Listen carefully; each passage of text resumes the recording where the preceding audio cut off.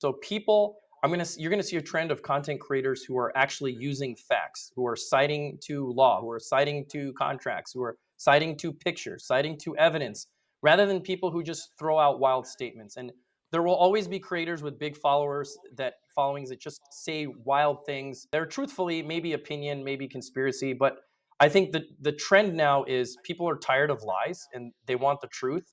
And they're going to look for creators who are speaking the truth. That's number one. Number two, I think unfortunately AI and deepfakes are here to stay, and it's a big source of controversy. More and more people are going to be in the position to defend their truthhood and their brand and say that is not me, or that is not what I said, or is this real? And the people who are not up and don't have legal counsel and to understand where their rights are, they're going to fall behind. It's already happening. And then the third thing I think for creators is the concept of commentary and criticism. And look, the First Amendment means something. You are allowed to criticize politics, religion.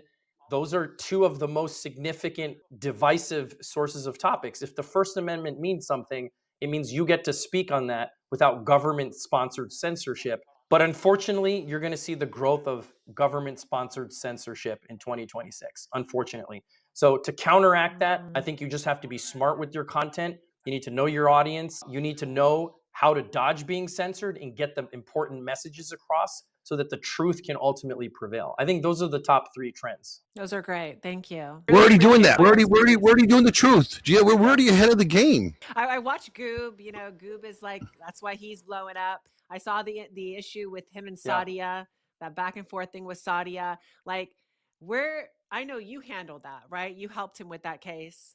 I did. I'm not a big, you know, what's funny is I used to be a fan of hers because she would drop this, you know, red pill, blue, like she kind of, here's a perfect example of somebody who has a large following, who drops these clips, and she has long form content on YouTube, and I would listen and I was like, oh, that's interesting. It makes sense. It makes sense. And then you realize that it just takes one thread of lies, and users are smart now, and they're going to, like, remember I said, they want diligence, they want facts. They start pulling the thread.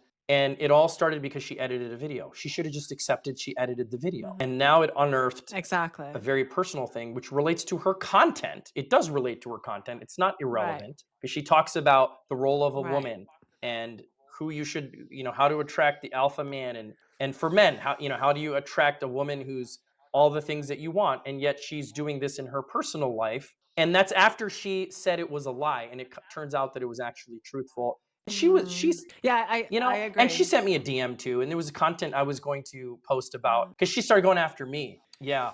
And I decided to take the high road. What did you do? Yeah. She said I think where she went wrong was how she handled the situation. She just handled it poorly. If she had just come out and said, yes, you know, I edited it. Yeah, this happened to my past. I'm moving forward. It's just the way that it was handled that killed it. And listen, she still continues to say nasty things about Goob and his girlfriend and other people who have brought this, like, nasty. How can you be an example of a woman to attract the example of the man that you want to show how to get women like you, allegedly you? How can you be that example and then do this? They're at odds with each other, sweetheart. And when they're at odds with each other, the public's watching. You put yourself out there. When her own statements, when her own like the conversation get exposed and it doesn't depict what you are, like that's not them believing a lie. That's you pushing out a false narrative that you're not. Like, I've had people say crazy things about me and I just block and move on. I don't redress it.